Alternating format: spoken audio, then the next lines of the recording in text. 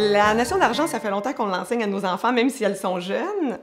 Je dirais, bon, évidemment, ça commence tranquillement à apprendre à reconnaître les sous. Si j'ai 4 25 sous, ça fait...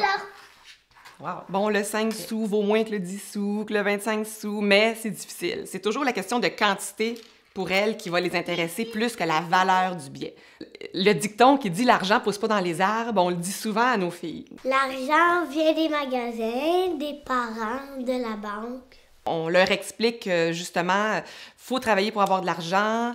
Quand on a de l'argent, c'est pas parce qu'on en a qu'on la dépense nécessairement tout le temps, de façon rapide. Il faut apprendre aussi à en mettre de côté. Une banque, ça sert à mettre de l'argent.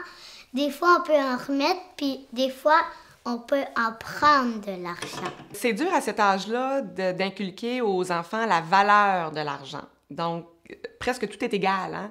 Un voyage est aussi facile que d'aller manger au restaurant le midi. Combien vous pensez que coûte une maison? Une maison, ça coûte 2 000 $, 4 000 $, 5 000 $. OK. Combien coûte un chandail? 20 $, 25 $. OK. 30 30 $, OK. Combien coûte une voiture? 2 000 $. Vous en avez déjà acheté une? Vous avez dit toutes les deux 2 000 $. L'argent sert à acheter des choses.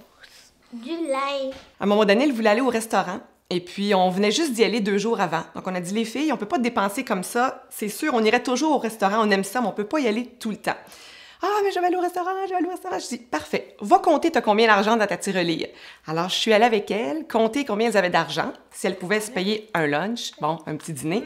Elles pouvaient. Alors, j'ai dit, si tu veux, tu prends ton argent, puis on va aller au restaurant et c'est toi qui vas payer.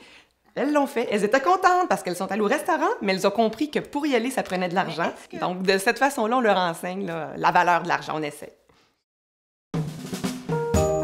La valeur de l'argent est un concept trop abstrait pour des enfants de 5 et 6 ans.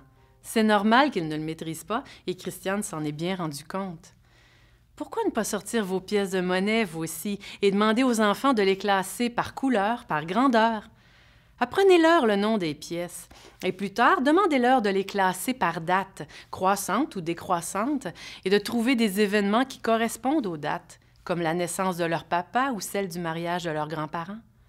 Leur intérêt pour la valeur de chaque pièce viendra d'elle-même, mais plus tard. Sortez vos billets de banque et laissez les enfants les manipuler. À cet âge, les enfants sont sensibles à la beauté de l'objet, aux couleurs. Pourquoi ne pas leur demander d'inventer avec vous le dessin d'un billet qui n'existe pas, 1 million de dollars par exemple? Les enfants vont apprendre lentement la valeur de l'argent en voyant leurs parents faire. À cet âge en particulier, les petits absorbent littéralement tous nos gestes et nos attitudes et les intègrent sans filtre ni discrimination. Par exemple, la réponse de Christiane à la demande de Florence et Lauriane d'aller au restaurant leur transmet une information très importante pour leur famille.